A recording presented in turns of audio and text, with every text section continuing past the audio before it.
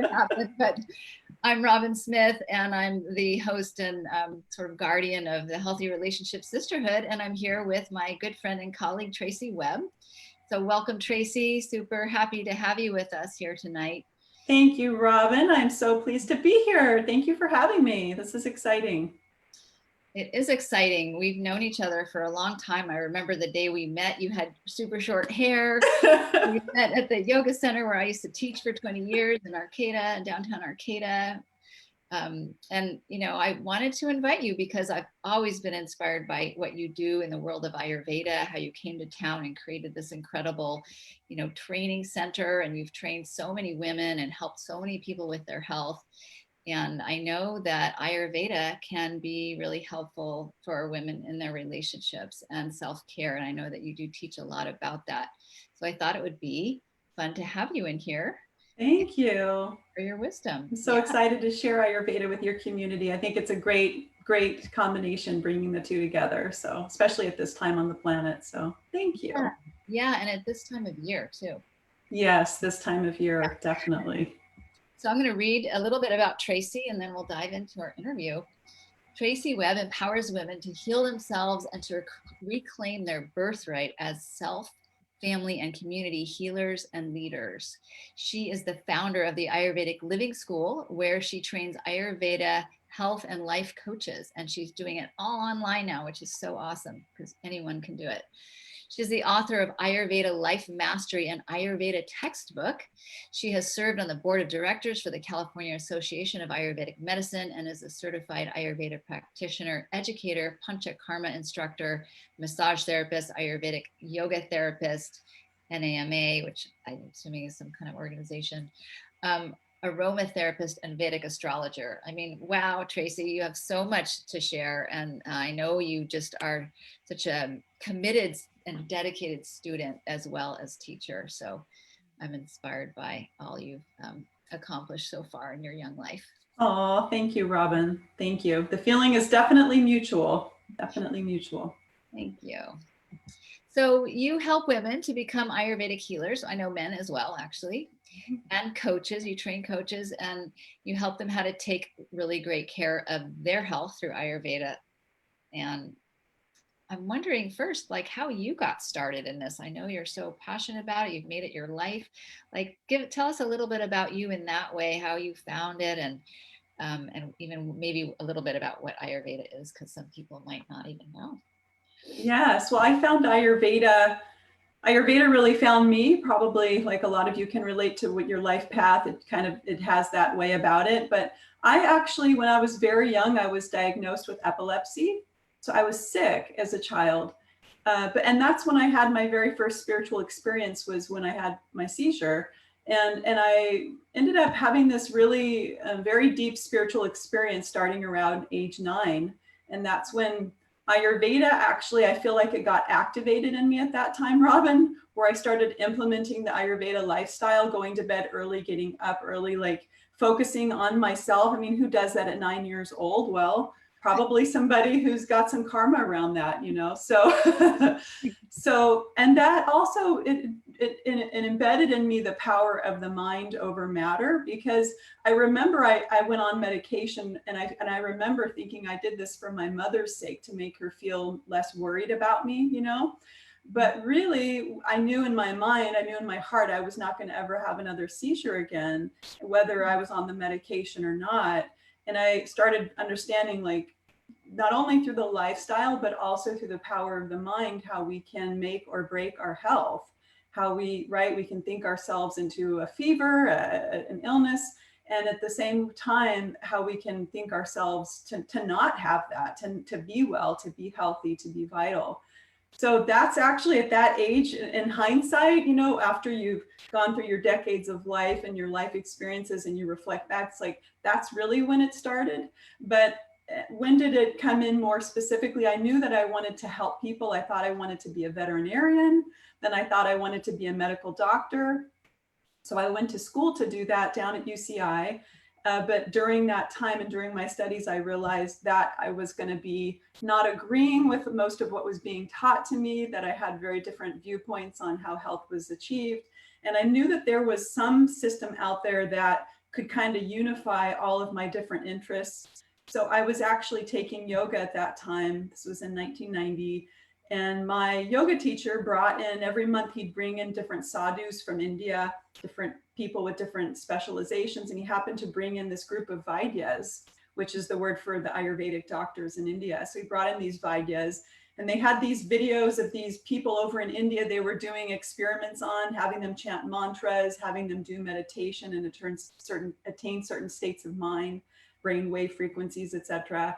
Having them, dipping them into these vats of oil, it looked like these horse troughs full of sesame oil, and doing all of these therapies. And they had the video of it. And I knew when I found yoga that I loved it, and it was a piece of the puzzle. The meditation, the pranayama, and the asana aspect, and the philosophy, all of it, the psychology aspect. But when the Ayurveda was brought in, I said, this is it. This is exactly what I've been looking for, because it's an umbrella. We call it the mother of all medicines. That's what Ayurveda is known for. So it really, what it means is it's an umbrella. One of the meanings of it is that it's an umbrella under which all of the various healing systems actually fall. So if you're kind of a multi-passionate healer, it's really a unifying system and integrative. It's like the ancient integrative system of healing. But it not only is, healing and kind of, we could say, treats disease, quote unquote, or imbalances, but really it's a lifestyle prevention and a nature aligned system, which is part of why I believe part of why it's gaining so much influence right now on the planet and notoriety, because it's a nature aligned system of living as much as it is a healthcare system. I'm taking a big breath and appreciation for that nature aligned element, right? Because we are so out of alignment in so many ways in our culture. So many ways. Yeah. So thank you for explaining it like that. Yes. I'm just popping in because I want to see if people are here joining us. Say hello. Let us know where you're from. It's always fun to interact with you, and you're welcome to ask questions as well as we go. So don't be shy. So continuing on, Traci, tell me about, like, you've shared a little bit, you maybe answered this question to an extent, but like tell me how or why you're so passionate about Ayurveda. I know you've been like so immersed in it for decades now, and you're still going strong. So tell me how that just keeps feeding you. Yeah, it's interesting. So one piece of that most definitely is the fact of how if you're a multi-passionate healer, it's going to satisfy all of your interests, whether it's aromatherapy, color therapy, massage therapy, yoga, meditation, herbs, nutrition, you name it, everything falls under there. Yeah. But I would say at a deeper level than that, one piece of it is very definitely that I am a nature lover and a nature protector. And so, as an environmentalist, I know you are as well. And it's like, it just makes sense. I'm also a futurist, which means like, I'm really interested in considering and contemplating the nature of the future and the direction we're heading and researching that, etc. And Ayurveda, it's just kind of a no-brainer that Ayurveda is the lifestyle of the future. And it most likely is going to be integrated and probably be the capstone under which all of the integration falls of the medical system of the future. It's currently, one of the 3 of the World Health Organization approves medical systems. So it's, so allopathy, TCM, and Ayurveda, they're, approved by the World Health Organization. So I guess that makes Ayurveda okay since the World Health Organization. It's been around like millennium, before it, even. Yes. Before the WHO, yeah. Yes, and that's the interesting piece, right? It's like the futurist part of it, but it's an ancient system that is going to be guiding us into the future. So. Right, because that's how wise it is. Yeah, it gets it, and I love what you say, the umbrella, how it brings it. It really covers so many aspects: the body, the mind, the spirit, all herbs and food and diet and lifestyle and everything. So I love that and really appreciate that. So how do you think practicing Ayurvedic self-care, since we're in the healthy relationship sisterhood, or learning to be an Ayurvedic coach, how do you think that can help women with their relationships? Yeah, so Ayurveda, it touches on so much of our life. Folks just we think it when we first come to it, we learn about the doshas, we learn about Vata, Pitta, Kapha, we learn about the elements. But really, at its depth, at its heart, it really is a system of relationship to everything and everyone at the energetic level. So, and if we look at like the current state of the planet, and I know you've experienced this, I'm sure, in your yoga classes over the last decade leading up to where we are currently, we could really see that the feminine masculine, just the contemplation of feminine masculine has been rising on the planet. And this, right? And this kind of this curiosity, right? I see your eyes lit up, right? So that's your thing, right? So it's like, but this idea of like on the planet, this has been, it's coming to a head, so to speak. And Ayurveda being the mother of all medicines, we talked about it being the mother of all medicines in the sense that all of the other systems were either created by it, launched by it, or rooted in it, etc., or fall under it. But at a deeper level, really, Robin, and this is probably my favorite aspect, at least at this current point in time, is this idea that it's the mother of all medicines, meaning that even on the planet, when the feminine is on the rise, when we're actually having the activation of the need for the feminine to rise, or we could say for the healthy feminine and the healthy masculine to merge and to find their balance, right? Yes, sparkle fingers for that one, because right. And so, but what it is, it's like, you know, if we're talking relationships and we're talking Western psychology, for example, and we're talking, you know, how was our attachment experience? And what kind of role modeling and imprinting did we get from our parents in regards to self-care and self-modulation, being able to self-soothe our nervous system, being able to take ourselves out of the fight or flight response, these kinds of things. Ayurveda does that from two different directions. It does it most definitely, it does it from approaching the physical, meaning we change the psychology through the physiology. So much like yoga does, right? We do some breath work, we do some stretches, and instantly we're, flowing bliss molecules known as dopamine and serotonin, etc. So Ayurveda does that through the physical. It does it like, so for example, I like to think of like in the 12-step movement, how they say that idea of halt, are you hungry, angry, lonely, or tired? So that concept of this, the same exists in Ayurveda in the sense, are you hungry or are you tired? That's a way that we can approach the psychology, because what are they doing in the 12-step? They're approaching the psychology. But even in that system, they know we can do that through the physiology. Like if we're hungry, we're going to become hangry and we're going to pick fights and we're going to lose our patience, etc. Right? So these kinds of things. But also, so that I think most people that are familiar with Ayurveda or yoga understand that concept. But I would say on a deeper level of self-care, the Ayurveda really approaches also from the inside out model of starting to understand the nature of who it is you're relating to, the ability to understand yourself at an energetic level. So understanding, for example, very practically, like, am I a fire being? Am I a pitta, what we would call? And so therefore I tend to maybe have a competitive nature or pick fights, those kinds of imbalances that can happen in the relationship of a pitta. So it can be from the inside out or the outside in, addressing the psychology through the physiology, or even affecting our physiology by addressing the psychology. We think of Ayurveda as a medical system, but I think one of its biggest gifts is its really all-pervading lens that we start to look at life through, which is really an energetic relationship system. Yes. I thank you for that. I love the energetics aspect. I was just having this memory that I invited you to come to my teacher training several times, right? When I taught yoga teacher training, and you would come do a Ayurveda, introduction. It was so great. So I'm just having this, oh yeah, we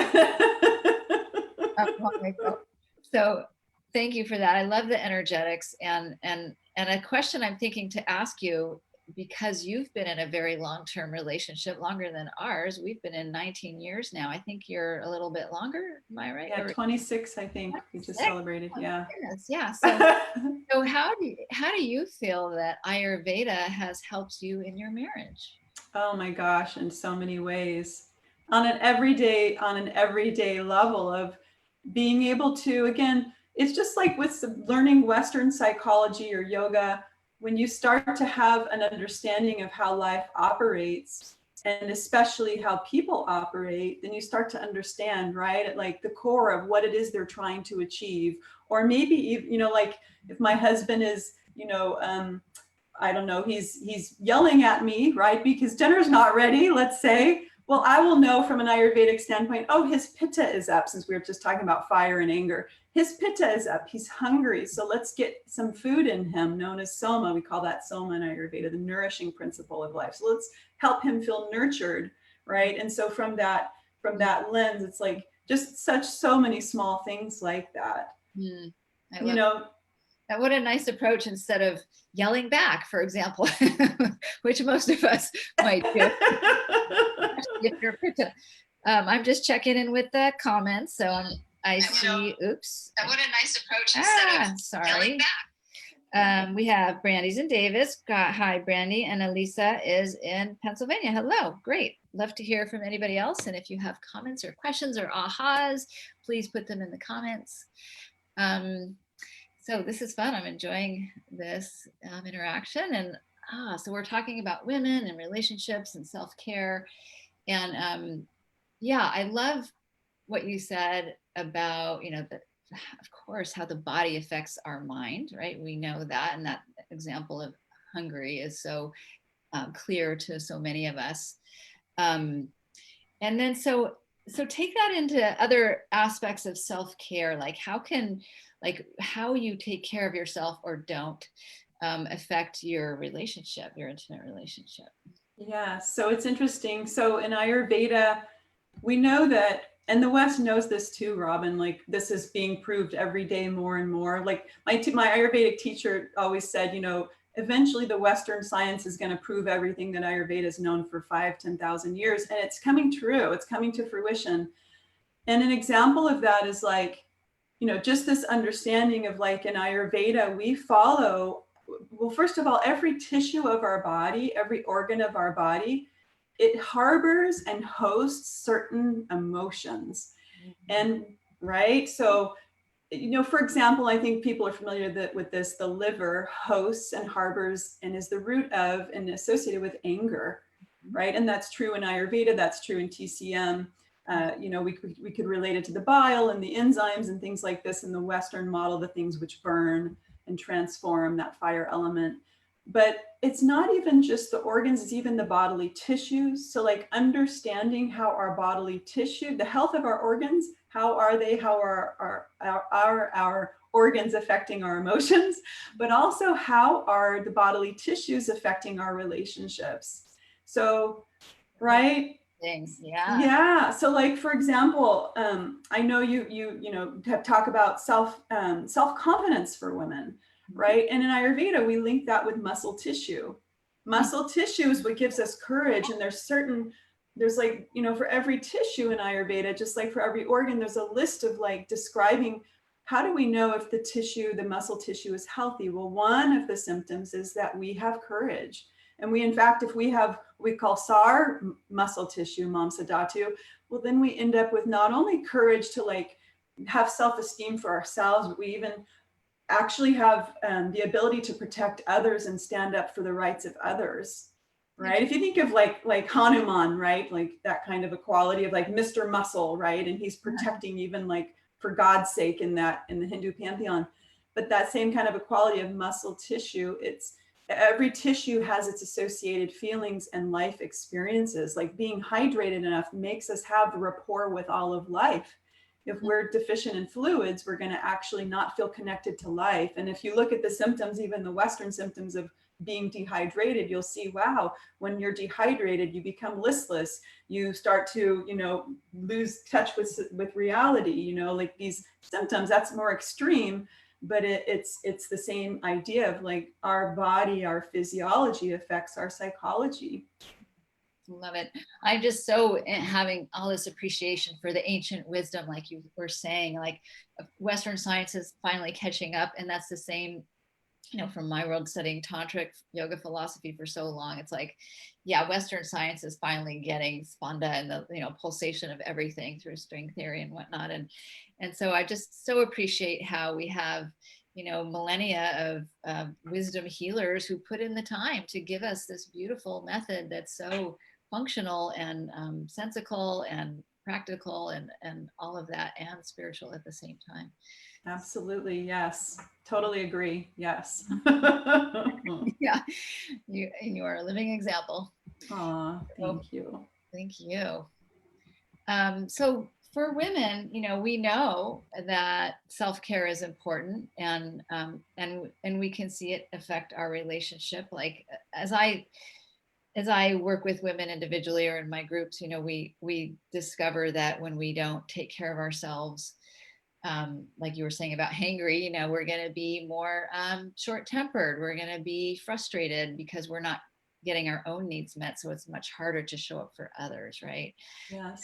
And I'm wondering what you would say is the biggest block for women or anyone really, to self-care. Like what gets in the way of just being able to, like, yeah, I'm going to take my tea and, do that yoga practice in the morning. Cause I do support women with that a lot, who tell themselves they should be doing all these things. And then they have all this procrastination or what seems like self-sabotage. And yeah, just curious about your lens on that. Yeah, I mean, so at the very kind of gross level, from my own humble experience of like having a head full of Ayurveda knowledge and a belly full of junk food, or staying up late, or whatever it might be, like we have the knowledge as healers, quote unquote, we have myriad different branches of knowledge that we have been nursed by over our life, right? But the truth is, on a very gross level, without the capacity to implement that. And that's like through modern habit evolution, that's like a known science of how we create behavior change in humans.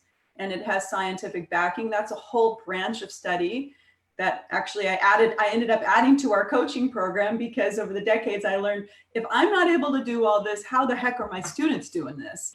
And how are we going to get the benefits if we don't implement this? So I've added that to the train. So that's one piece, but that's on the gross level.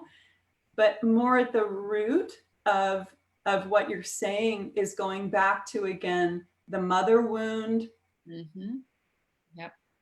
For some, the father wound, but most definitely, like, it's beyond a shadow of a doubt. It doesn't mean if it's a man or a woman, but the caretaker wound, the wound of not having that healthy imprint and that healthy sense of security and life is safe.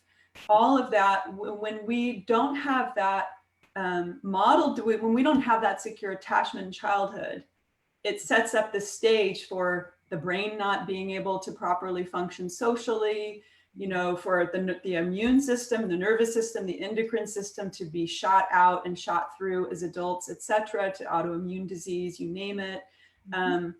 But so at the very root level, and it's very serious. It's not it's not a simple fix. This is a lifetime journey. But at the very, like, what's standing in the way, if you ask me now, these 20 some years later from when I started studying Ayurveda, most definitely it comes from these imbalances in the inner world. It comes from these very deep imbalances where we, all the layers that we know through the psychology lens, which is exactly where you're focusing. It's where I'm focusing now. It's interesting because you started off in yoga and I started off in Ayurveda, but now we've both gone in our directions of bringing in the psychology piece, in our own, because I think it's important for people in our age group. I think it's just part of what we do. If we're on the healing path, as you get to a certain age where you realize, God, I've been spiritually bypassing for decades now, unbeknownst to myself and all the friends around me, because we were all on this same trajectory of changing our breath to change our life. And yes, it does do it, but does it really do it at the root in a way that sticks? Does it really do it in a way which is fully life transforming and has that capacity to spill over into all of these areas of our life? To my experience, nothing has been so powerful as adding this psychology and also the life coaching piece, like getting in tune with your purpose. That's another huge aspect too. We could talk about time mismanagement. I call it time deficiency syndrome, because these are more gross things like the time and the habit evolution, but more deep, these ideas of our sense of purpose. If we don't have a desire of something we are passionate to get out of bed in the morning and do, or somebody we're passionate about serving and helping to quote unquote save, right? How are we ever going to want to save ourselves? So there's that connection, especially I think for women who naturally are motivated by service. We're naturally motivated to want to change ourselves by the idea that, wow, then we can help others more. Mm-hmm. Right. So I think it varies according to how the person kind of orients towards life. Mm-hmm. Yeah. Boom. Well spoken. Thank you. Yeah. It is funny that we're both on that trajectory. And yeah, that's so in line with, the sort of the developmental trauma, what I would call developmental trauma, what you're speaking to. And that most of us have it. So it's, yes, we do. Yeah.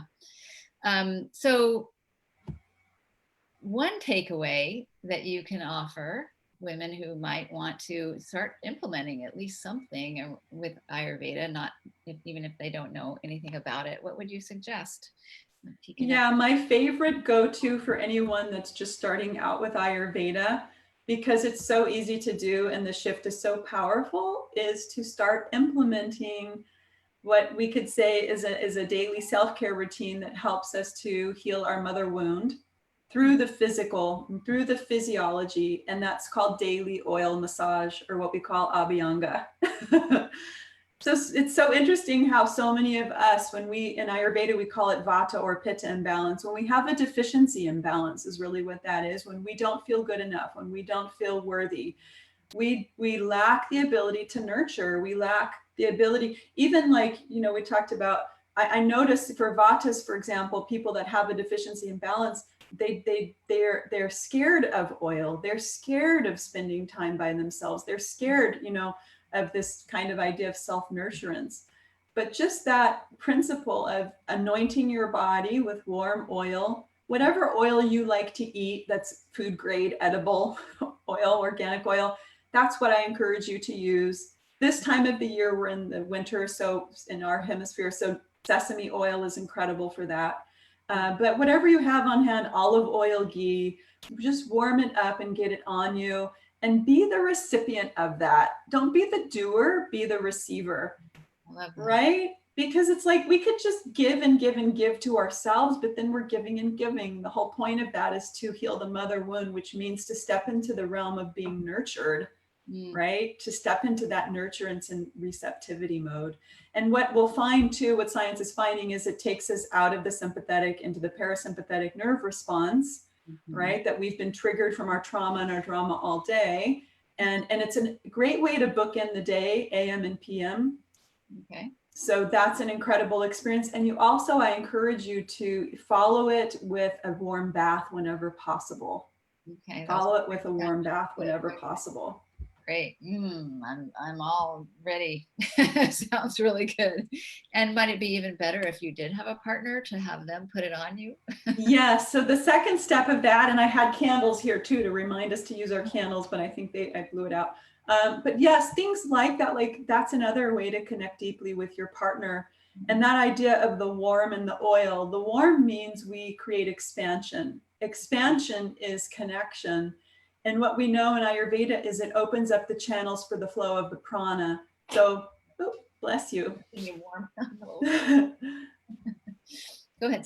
So if you're doing it with your partner, having your channels open means that the pranic flow between you and your partner is going to be enhanced. And then the oil itself it's a water element, and water is a connecting element. It means that if you have oil between your hand and their body, it's connecting you pranically to them. So we say in Ayurveda, whatever you're thinking and feeling, they're going to be receiving that. We even say in Ayurveda, the word for oil is called sneha. And sneha, it also, another definition for that is love. So when you're anointing the body with oil, we say you're anointing the body with love. So whether you're doing it to yourself, you're anointing yourself with love. If you're doing it to your partner, you're anointing your partner with love. And then again, adding the element of the warm bath, or even adding an aromatic bath to that, if you have your essential oils, which requires its own safety guidelines. but having that warm bath, again, it creates the opening of your bodily channels, which means the prana is much more flowing, much more relaxed, much more lubricated, much more juicy, and therefore much more in the receptive state. Because as we know, as women, we have to be like a flower that opens and is receptive. So that warmth really adds that key component to it as well. Beautiful. Thank you. I love the anointing. It just sounds so like a sacred ritual as you describe it. And I'm just like, God, we're going to do that. Get over there. Another Ayurvedic tip for keeping the marriage going for for decades. Yeah, whatever, everything we can do. Mm-hmm. Definitely. I'm popping in because I see there's some comments. And Brandy says, I experienced that from building muscle tissue. Okay, so we're going back. I build safety and confidence. Yeah. In yoga, when you were speaking to that, it's like certain poses help you feel confident because they're like strength building, like the warriors, and like even a handstand, because it's scary. When you do it, you're like, yes, right? So we experience that in yoga. Absolutely. I wonder if this also has something to do with the hormones released when lifting weights, right? Makes sense. Dopamine, serotonin release. I really hope that Western medicine can just be redone and incorporate all the ancient healing. Yes, to that. And another comment from Brandy. So we're not going to maybe take too much time just because we're already a little over, but we have a little more to share. And let's see what Brandy says. Oh my God, I always wondered why some are very resistant to massage oil, self-care things. I love receiving self-care, so I had a hard time understanding why someone would be averse to it and avoid it. Thank you. Yeah. That's an important piece, Brandy. Mm-hmm. Is there time, Robin, to just talk on that briefly? Yeah, take a moment. Sure. Because I love it, Brandy, how you said, well, gosh, why are people resistant? So yes, at a gross level, we say it's the deficiency syndrome of the Vata Pitta in Ayurveda, but also it's a lot of like going back to our attachment style and were we touched? And are we now averse? Like, do we want it, but then we get it and now we're angry and we push it away, So this kind of, it's the tug and war of yin and yang, which is what relationship and relating is, what yoga is, what union is. And so it does go very deep back into the psychology as well as the Ayurveda. So I love it. It's a great question, Brandy. I love that you mentioned that too. In my model of developmental trauma, we speak of the connection survival style, which is the people with the earliest developmental trauma who got like maybe neglected, and so they tend to be loners more and afraid of connection. They want connection, but they're terrified of it. So that's what came to mind. I think you were speaking yeah, that too. Absolutely. Yes.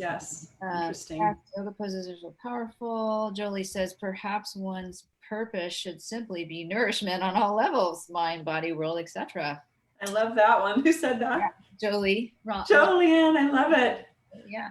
And I am not resistant, but don't schedule it in. Thank you both for your comments. So Traci, you have helped hundreds of women, I believe, in coaching trainings, and as clients, you've had full trainings and practice, and why, for you, what's one reason you think your students are so successful? I was just seeing one of our shared students just opened her own Ayurvedic business treatment of healing and body work, and so it seems like a lot of your students, I see them hanging a shingle and getting out there and doing massage, assisting your trainings. And so tell me why you think they tend to be so successful. Well, I mean, I think definitely, honestly, a lot of it, it's their dharma. They came through and they were going to do it, whether it was my school or not. They were going to do this for a living, right? But I also think like we really pride ourselves on like having community support. Like I know you do. It's like takes away 80 to 90% of the, how am I going to do it? Am I going to get the support, the motivation, the inspiration, the continued support, the continued motivation, the continued inspiration? So I really feel that just having our community, whether when it was brick and mortar, whether now it's online 100%, but having that community factor is huge. And then, yes, over the years, we have built in more business training into our trainings, because I discovered it's not enough to just send them into the world as a wonderful healer, because honestly, us as healers, one of our Achilles heels is lack of tech skills, lack of business skills, and really rooted in the lack of interest. So inspiring and igniting that inspiration around the fact that you, Robin, your community of healers, all of the community, the healer community, the planet over, is needed in mass online as we speak. And that is a whole other conversation of why, and part of why I even believe what's happening is what's happening is because of the fact that nature needed to be more respected. The healers en masse needed to get out there because what they have to share, whether it's homesteading, whether it's herbs, whether it's nutrition, whether it's yoga, whether it's relational healing, all of these things needed to get out on the planet. And us as healers, we have been, it's honestly, it's in our astrology chart. It's not who we are. We're very Venusian. We're around beauty and nature and art and healing. The enthusiasm isn't around Mercury and Rahu, these planets that really govern the things that have to do with technology. So it's like we're technology averse, and we have tech phobia, really. So, but this missing piece of like the business component, I think, is a huge piece of it, is like getting rid of the fear around how do we do business, you know, and what's a new model around that, more feminine model around that. So yeah, I'm really happy you're doing that. And yeah, you know, I've been in business for myself a long time like you, and it can be fun. So, yes, it's such a spiritual, it's a spiritual path. Entrepreneurship is a spiritual path. There's so many lessons. So powerful. Yes, yes.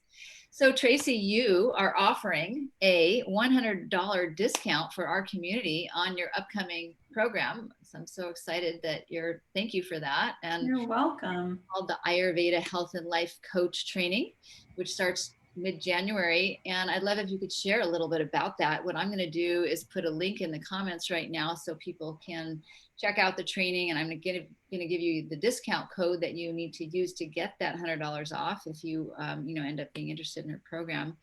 But I do know that, we do have a lot of healers here. So I think they're going to be excited to check out this very well-rounded program that you offer. Thank you. Look for that in the comment, and let's hear what you have to say. Yeah, so this is a program. It's called Ayurveda Life Mastery. It's really the signature system, it really takes my 20 plus years of study, practice, teaching in the Ayurveda, in the nutrition, in the massage, aromatherapy, coaching, psychology, all these various pieces, and unifies them. So it's a life coach training as well as a health coach training. But really what it is at its core is it's helping you through a community and through one-on-one and community support to really deeply transform your life. We call it the wheel of life, or the Ayur chakra. So we look at all the various moving pieces of our life and start to heal the ones that are deficient, are in need of mending. And so we do that through the Ayurvedic and yogic lens, is essentially what it is. So it's a life coach training, which means we're going through each aspect of your life and healing it and up leveling it, but through the yogic and Ayurvedic lens. So that's really what it is. And you'll learn Ayurveda A to Z. You'll get what we call like the Ayurveda level 1 training, which it is, but you also, in addition to that, learn the habit evolution practices. And we also do the life coach training, which is things that were like we discussed, like helping you understand the habit evolution, the time management skills, and also discovering what is your purpose and clarifying that. And then to the last piece of that, we add in the psychology piece, which is again through the Vedic lens, though. So it's a whole system of healing. So that's really what it is. And there's a 6-month option or a 12-month option, and we're starting January 13th. We have a handful of spots left. So we are still welcoming folks into the training. We are limited to 20 students. So we like to give really personal one-on-one guidance and have a very intimate community. And we found that's incredibly beneficial to our graduates and the transformation that they get. And you can find some of their testimonials on the website to inspire you and to learn more as well. Yeah, I saw that. Great testimonials. And I love how well-rounded this is, and how, someone can go in and get all this self-care and then also come out with a career, a certificate.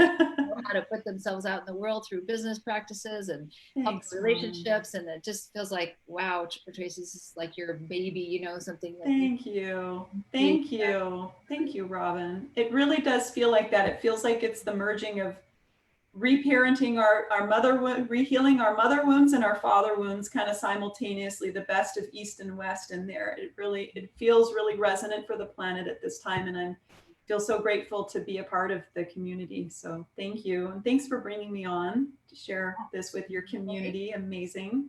My pleasure. Thanks so much for making the time, and I'm sure you're inspiring a lot of women tonight. And this we'll leave this up for a little while, a week or two in the group. So if you want to send people over here to watch, Definitely. please do. Definitely, yes. And I said I would give a freebie away. So if I'm going to just pick somebody in the comments or who's watching live and offer you a yoga class with us.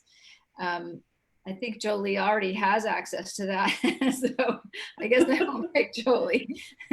Let's see who we have here. It looks like, actually, I have to just, I'm going to write your initials down and then pick one. So I have